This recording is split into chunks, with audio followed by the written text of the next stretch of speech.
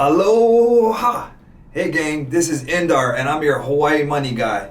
And today we got a fun topic. We're going to talk about the basics of flipping a house. I'm going to dive into and simplify as much as I can of how to flip a house. And it's going to be super excited, and let's dive on in and talk about what it takes to flip a house. So let's get started, guys, and flip some houses. Let's go. Just before we get started, I'd love it if you guys could subscribe below, and that way we can reach more people and just help people make their money work for them in any different way we can. Thank you guys, and let's get started in today's content. So let's dive on in today. Let me give you a little backstory of myself and how I all started, and then I'll jump into the whole process of flipping a house. Because I didn't even know I wanted to be a house flipper myself. I just knew I wanted to do real estate. I have an electrical engineering degree, a business degree, and I was working construction for my dad's company at the time after my engineering degree.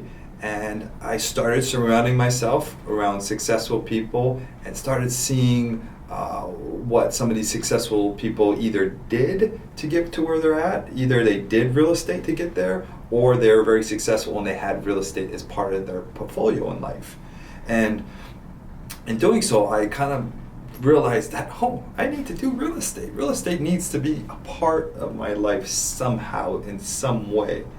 And then I looked at, of course, being an agent, which is what we all know. We associate real estate and being an agent.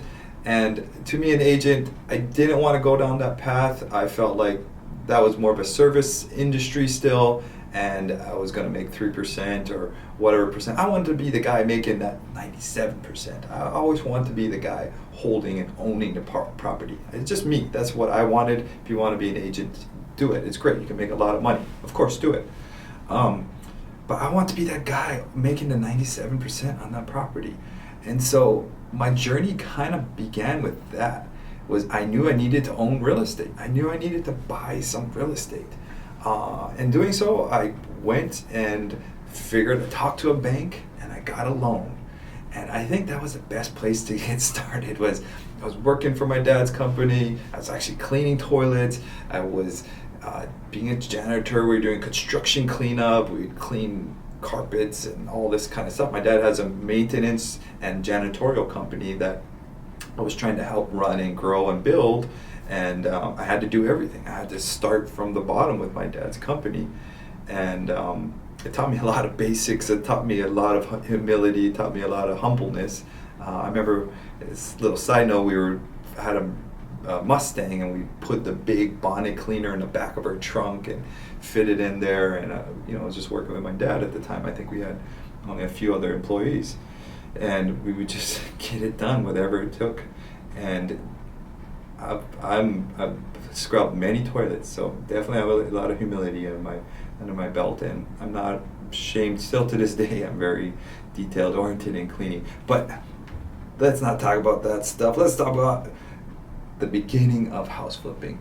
So with that job, I went and got a loan. I knew I needed to buy a house. I knew I needed to own something, and that's what I did. I went down to a local bank, and I also had a realtor friend of mine who kind of told me where to go. Basically told me to go to the bank. Shout out to Heather.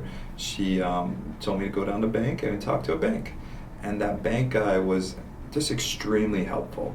It's good to find a good banker guy, and he just broke it down. Hey, get me your tax returns, get me your pay stubs. That's about all you need is your tax returns and pay stubs, and get me, fill out this application, and let's see what the bank will qualify you for.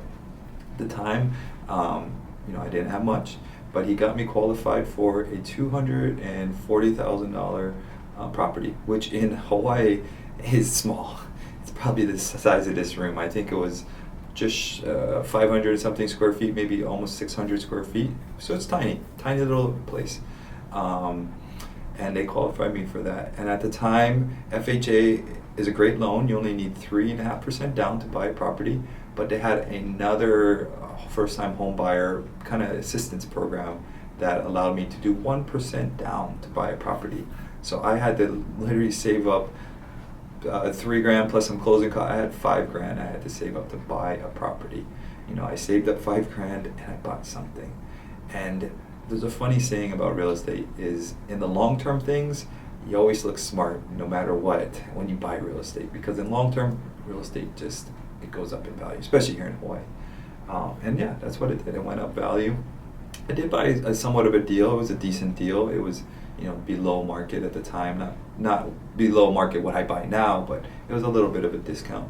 And we lived in it, and I painted it myself. And my kitchen, my 2x3 kitchen, I put some peel and stick tile and did backsplash, and I lived it. I owned it. I was 25 years old, and I did it myself. And I watched videos, and I took pride in where I lived. And when you own something, the coolest part of it all is now that rent that I used to be paying, I was paying my own mortgage. I was paying down what I owed on a property. I was putting money back in my pocket, basically, and I wasn't paying somebody else's mortgage off. I was paying down my own mortgage, which is, extremely better.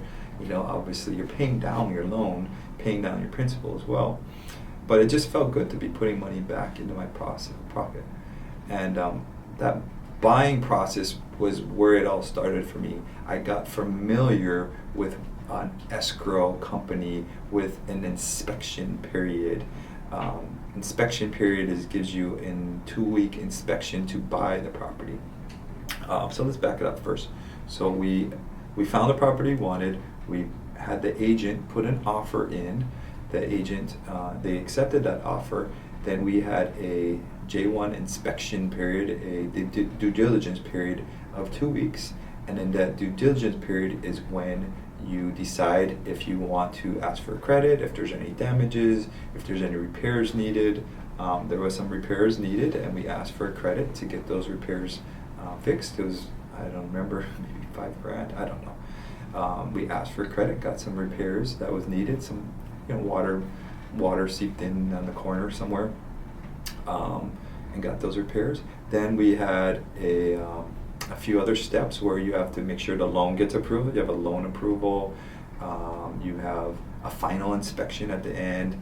You either got to do termites. You got to do a termite check for any termites or little, termite creepy crawlers.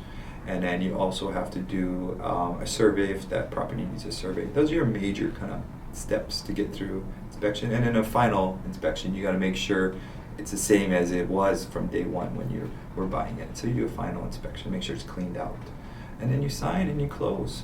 At the end of that closing, you bring all your money in and you close and you buy the property, and they give you a deed, and you own a property and you get those keys. And very exciting when you own your first property.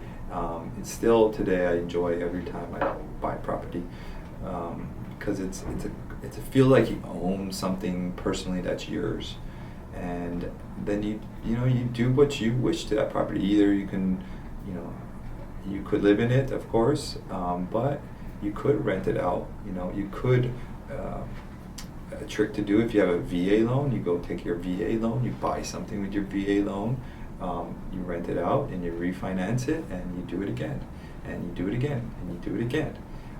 Real estate in general is not an overnight sensation. This is a life plan. This is a 30-year projection of life. So we don't keep that. It's not a get-rich-quick kind of industry scheme thing. You can, yes, you can do some things to do that, but generally you're doing this for a lifelong process. So that's the kind of the process of buying a house, which is extremely important to break down because it is probably one of the hardest processes. So from there, once I owned that property, at that time, about 2 years, we were about selling it now at this point. My wife brought me to one of those seminars, one of those education, and I was kicking and screaming, I don't need to go to this, I don't want to spend money, I don't want to sign up for those education programs. At the time, this is 2013, no, this is 2014. We didn't want to spend money on that foolish thing. It wasn't like a popular thing. I think education is very popular today. I think everyone realizes how important it is. But back then, it wasn't really a bigger thing, and it wasn't for me, I thought. And I went through the event, and they said, "Hey, come to our next event." And I went to the next event, and then they had a whole 3-day weekend event, and they helped me max out my credit cards, and I paid $35,000. So it was the best money for me ever spent. There was a lot of people who came into that event with me and did sign up, and they didn't take advantage of it and use it. And it's not the event's fault, it's just the people's fault. It's the people, not even their fault, it's their it's the life, your life. It's hard to go from one thing to the next in life. It's hard to stop where you're at in life and jump to something else, as you guys are probably feeling that right now. If you want to do this flipping thing, it's hard to get out of your comfort zone into another comfort zone, which becomes very uncomfortable very fast. But that's, to me, what success is. Success is pushing our comfort zones from one level to the next. I get comfortable flipping 1 or 2 houses, and that wasn't enough. So I got comfortable flipping 4 or 5 houses, and so forth. And now we're comfortable we have 17 in Hawaii, another 7 in the mainland going. So we're comfortable now in that comfort zone, and now we're pushing that comfort zone into big multifamilies, big portfolios. We're buying a retail strip mall right now. So we're pushing our comfort zones into the next thing. And some people are fine with just staying at whatever level of comfort they are, which is great. And they should keep doing that. It's just to each his own, person. And that's what I think it takes, is the comfort zone, and of course taking action. Of course, it's the biggest difference of it all. And that's what I'm talking to you guys about right now, is the action steps. I can line out exactly step by step on how to flip a house, but if you don't take the action, it kind of doesn't matter. It's just blah blah blah in your ear. If you don't take that action. And I want to tell you another one of my secrets that I do so well is I do action right away. So the second I have something to do or need to get done, I just do it. I don't think about it. I just don't think, do. And it gets done. And then tomorrow, as something else needs to be done, it didn't build up. And it allows me to do more. So you'll see me sometimes, I'd be in a conversation and I have to send out a file, and I'll just email and get it done and keep moving forward, because often new things come up if I let that build up, especially where we're at today with the amount of what we do. But it's been my secret trick to things is, when you hear a great action item, when you hear a great thing to do or a step to do or something to do, is to take that action right away, because you'll forget about it later. But back to the process of flipping a house. So I just gave you guys the steps to buying a house with escrow and so forth, working with the bank. But how do you find a deal? That's one of the hardest parts of it all, is how to find a deal. And a lot of gurus, a lot of people won't talk about that, or they won't dive into that, or they won't talk about how hard it is. But definitely is one of the hardest parts of this industry, is finding a good deal if you want to be a flipper. You have to find a really deep discounted deal, because we are adding a lot of value into that. We are, putting, in our projects, we put 100, 200 grand into that project. We got to sell it and pay agents. We got to pay all our lenders and investors on that deal. So there's a lot of extra cost in there, holding costs and so forth, that you incur, that you need a deep discounted so you can just make something out of deal. Obviously, we don't do this for free. We're not trying to break even. This is not this is a business. This is a job. So you do want to make money. So you want to have enough profit in a deal to make a deal work. So how do you find a deal? There's tons of ways. There is some of the easiest, and let's start with the no cost ways. You can get onto Craigslist, and this is what we did. We got onto Craigslist. We found, we were just calling those sellers out there, emailing them, calling them, and they were listing their properties on there and see if they want to sell it. And we found a piece of land. Actually, it was one of my first deals on Craigslist. He wanted to sell it for $25,000, or he wanted to sell it for more, but I think I got it at $25,000. And we got it into contract. We put a purchase agreement. This was off the market, so we gave him a purchase and sale agreement and locked it up. And then we took that contract and we then listed the land again for sale on Craigslist and sold it. We made it nicer, we made better pictures and so forth, and we sold it for $35,000. So we did an assignment fee. We just sold that contract to somebody else, and actually that was in Hilo, and that was like 2 acres of land for like 35 grand, which is super cheap now in Hilo. And so kind of wish you kept it. But somebody else came and they went and built a house on it and so forth. We weren't ready for that. But it was a quick way to make some money and a quick way to make a quick side hustle. And if Christmas is coming up, it's that easy to do, guys. You need those contracts or whatever. We're starting an education program. We'll have a lot of those contracts and stuff ready for you guys. So that's a quick way to find a deal and with wholesaling, and that's a simple way. You can also go on the Facebook Marketplace, obviously, and see stuff and start communicating with people on there. You can go walk around, take a whiteboard, piece of paper, and write "We Buy Houses Cash," put your phone number on there. We've done that extensively, making routes and having people hang signs for us and all that kind of fun stuff. We've done a lot of those great stuff. These are all really free and low-cost ways to do it. Next is just start talking to realtors, start networking with realtors you know. Just let them know you're in the market, what you're trying to do. They might know or understand and start sending you deals. So you do got to stay on them, and you let them know and provide benefits to them why they should work with you. Really sell yourself. Don't just be I'm the new guy.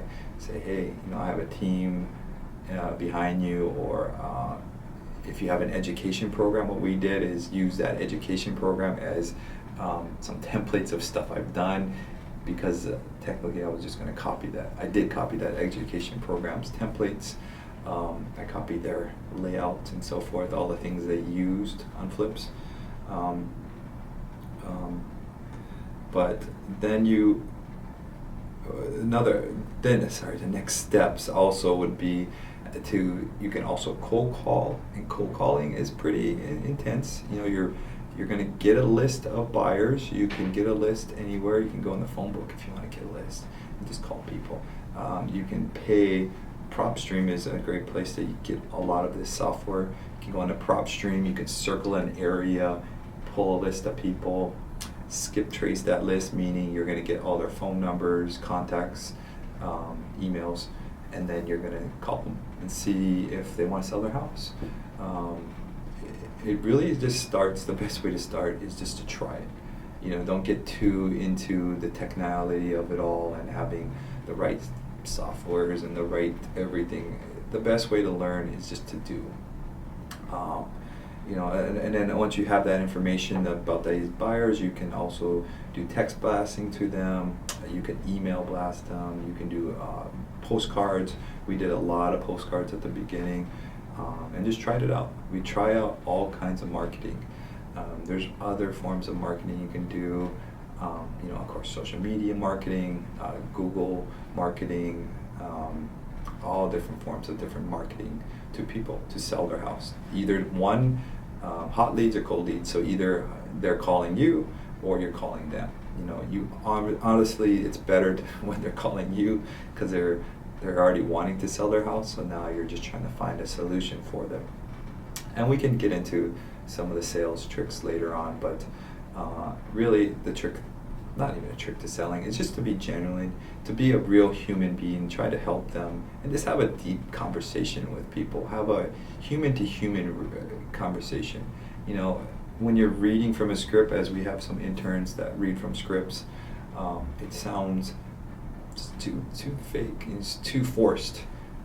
You just want to have a general conversation. People, longer to keep somebody on the phone, honestly, the more chance you'll better to sell them at anything, whatever you're selling. So you can definitely learn the sales tricks. And it's a hard industry to start cold calling. It's a hard way to start, but you don't have to go down that route. There's easier routes sometimes. For years, I'll be honest with you guys, for years I was finding plenty of deals from just working with realtors, and through a couple other sites here and there, auctions, courtroom steps, and doing stuff here and there, other places. I had more than enough deals coming in that I never felt like I needed to do more, because I had enough coming in. We were doing up to 20 a year at the time, and I was fine. It was plenty for me to do. I didn't feel like I needed to push all these different marketing as we are doing now, but now we're trying to scale to 90 a year. And just to let you light on 90 years is about $1 million of property, so that's about buying 90 million of property a year, which is going to be a feat, but I think we can push and do more. But that is kind of the simplicity of finding a deal, and it's a lot harder than it seems. And the second part of it all would be to financing. Finding a deal and financing is definitely the two hardest things. So once you find a deal, and you may be asking, should I find the money first and then go get the deal? Because I'm worried about money, as you guys probably are right now. I'm worried about finding the money. How do I find the money? I need to get money. I can't do nothing without money. And I know that feeling, because I thought that was my biggest dilemma, but I didn't realize the biggest dilemma is finding the deal. As soon as you find a deal, the money will come. And that's how it is. If your deal is good enough, people will invest. If your deal is good enough, people will want to be a part of that deal. You can wholesale it. You could partner with somebody, JV it with somebody. You have so much more options to do than to just be worrying, looking about money. If a deal's good enough, you'll find investors. The way to fund a deal is, back in the day, it used to be very hard. Hard money lenders, I think our first loans were at 12% or 12 or 14%, 2 points.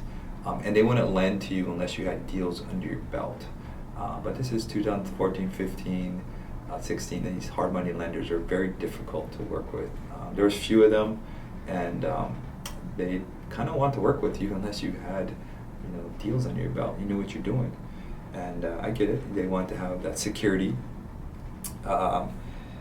So then you got to work with these hard money lenders, and there are a dime a dozen nowadays. Just Google hard money lenders, and you'll find a bunch. Yes, if you need a referral, I can refer you guys. Some of my go-tos have always been Civic's a big one, Anchor, Lending One, Lending Home. They're called Kiabi now. Finances of America, Templeview. Who else I'm thinking? These are all lenders I've worked with. I work with a lot of hard money lenders. There's Vantage. We are hard money lenders, and we love to help you guys on the loan. We're really flexible and creative, and we have a great, easy platform to work with us. So if you guys need a hard money loan, check us out.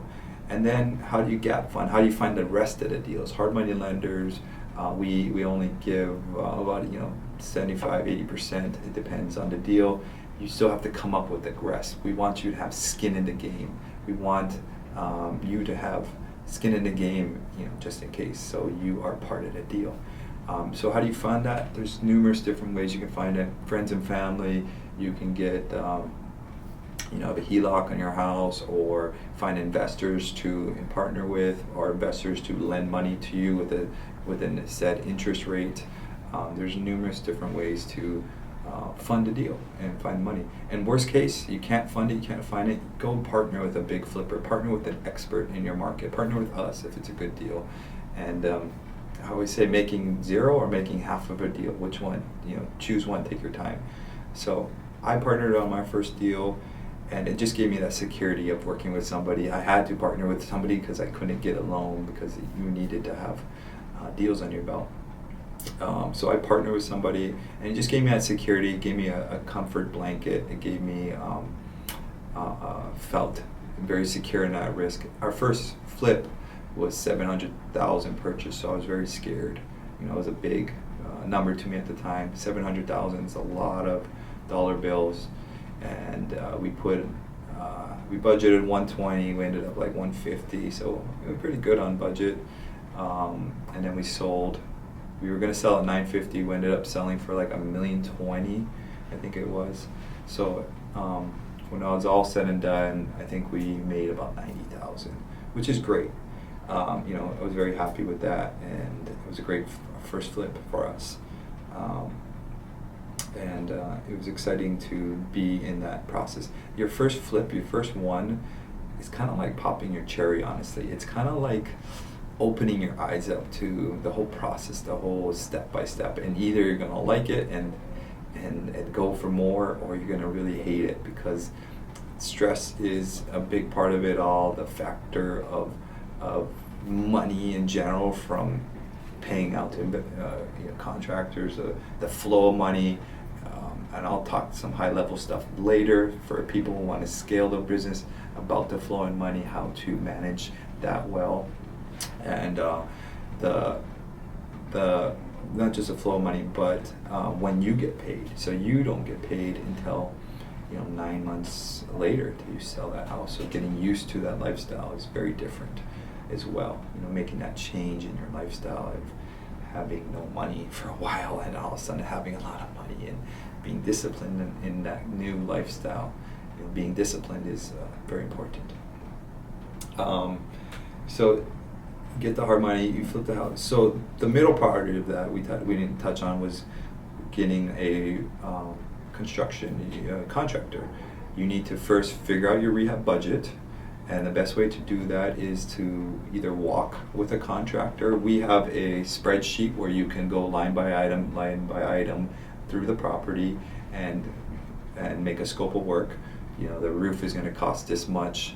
The flooring is this much. Basically, on our spreadsheet, you just plug in yes or no and some square footages, and it'll give you an average cost.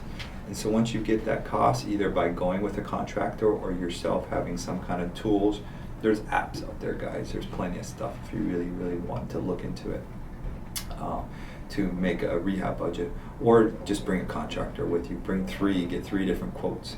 Especially when you get it locked up, you do want to get quotes then.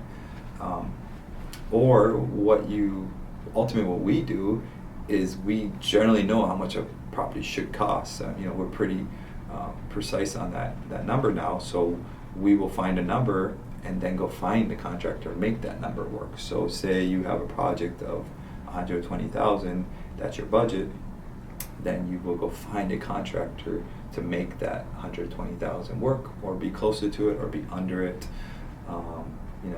If that contractor says no, 150,000, you say okay, thank you, and find another. It's really work to be done, but we often want the easiest way of just the first guy we talk to, or we don't want to call around and do all that. But this is what it is. It's a job. It's why we make so much, is because we do a lot of this hard due diligence work that people don't want to do, and it takes that hard work. So you're going to call multiple people and get multiple prices, and keep calling until you. We've had times when we couldn't find a contract, and we just kept calling and finally found one. Thinking that we couldn't find one.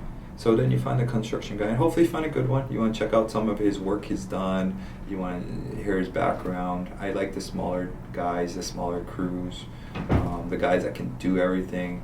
You can try and sub it out yourself, having different traits all in there. Definitely very harder to do, but it's a lot easier just to hire one crew and have that whole crew do the whole thing.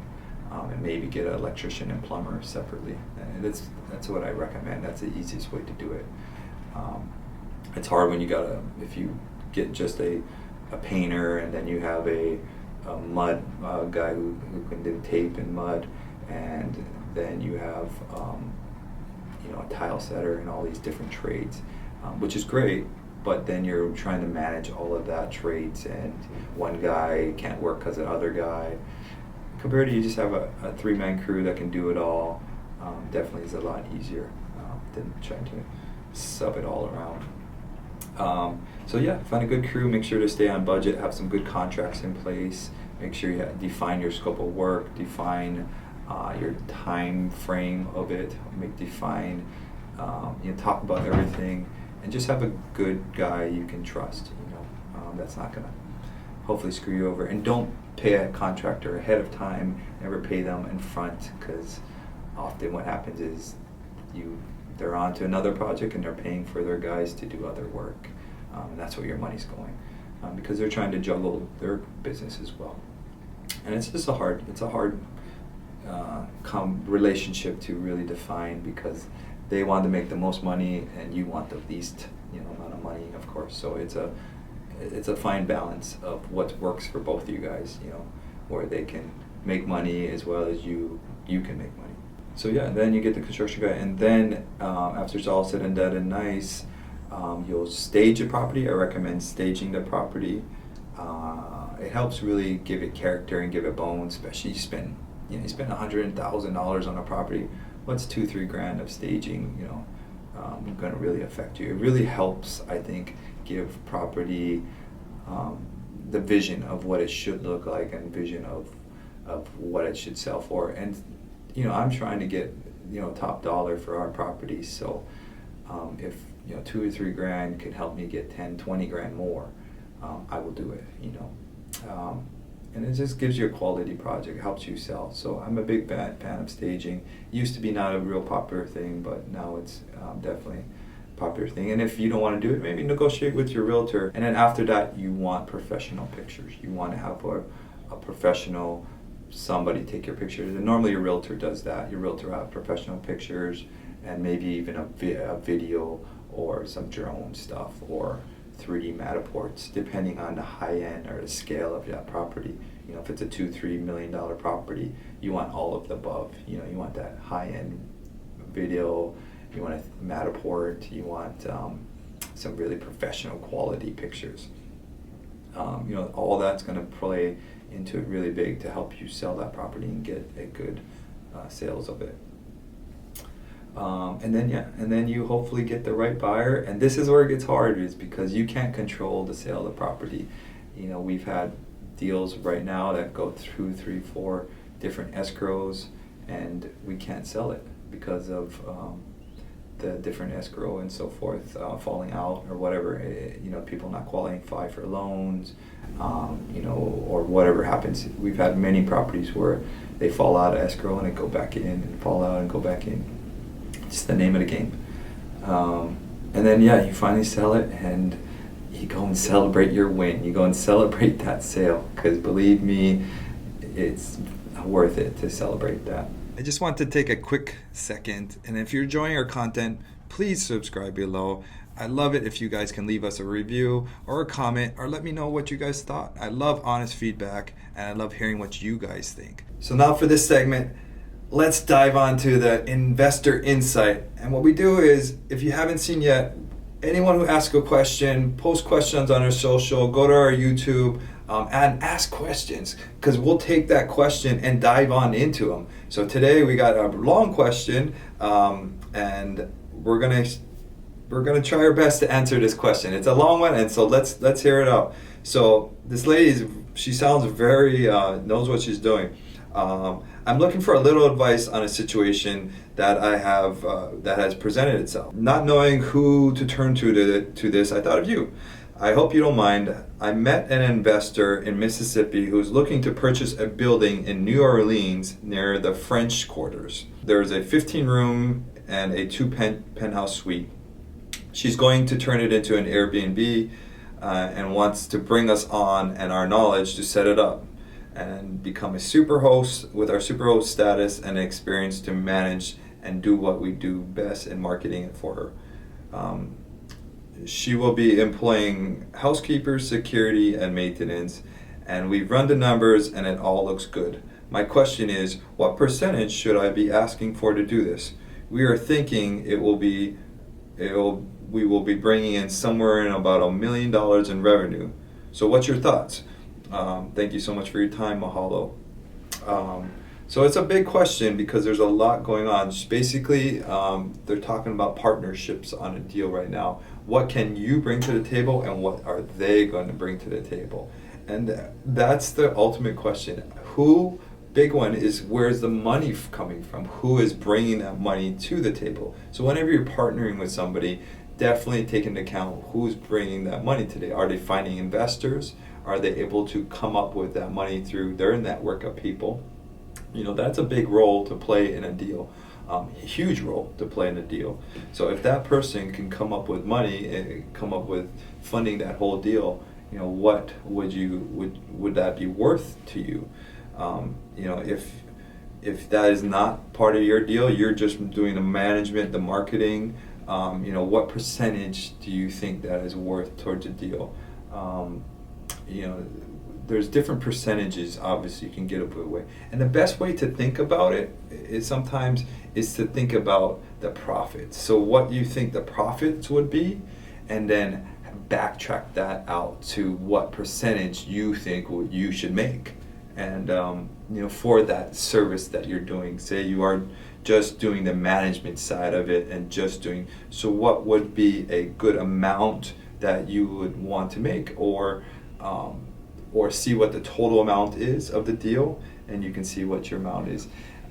Generally, what I do on all my deals, I'm a 50-50 guy. So I'm just different. I'm a 50-50 guy because normally I fund all the deals and I can do most of the work. I can really manage, and I honestly do a lot more than 50%. I probably do 80% of all the deals I'm on, to even more.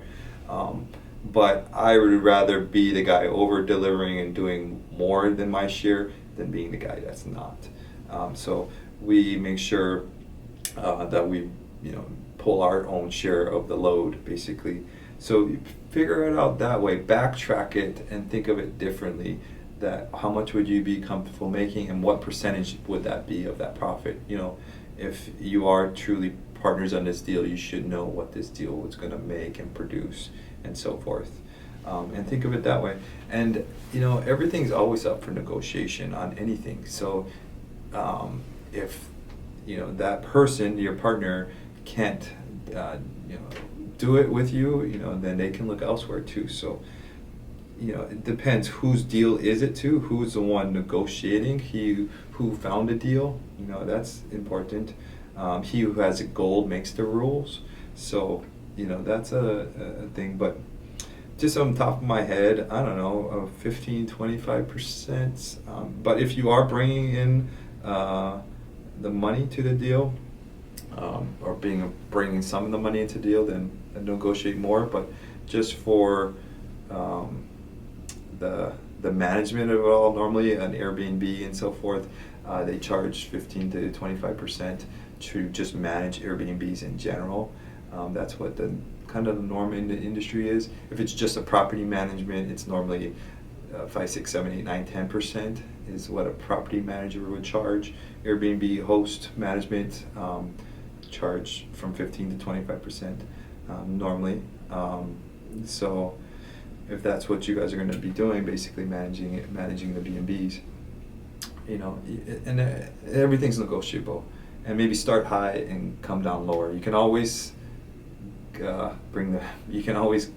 come down. So in this segment, let's talk about the deal highlight of the week. Let's talk about the deal. We've been talking about so much about this Janesville property, and we're super excited and very thankful for all the people. I just got off a few phone calls with investors and people trying to raise. It's a large raise for us, but I more want to talk about the vehicles that we're offering. So with investing with us and our deals, we offer a really safe vehicle in the sense that we're backed by real estate. So when people invest with us, we're backing their investment by real estate. Real estate is probably one of the safest vehicles out there, compared to a stock or a crypto, whatever, that who knows where those go.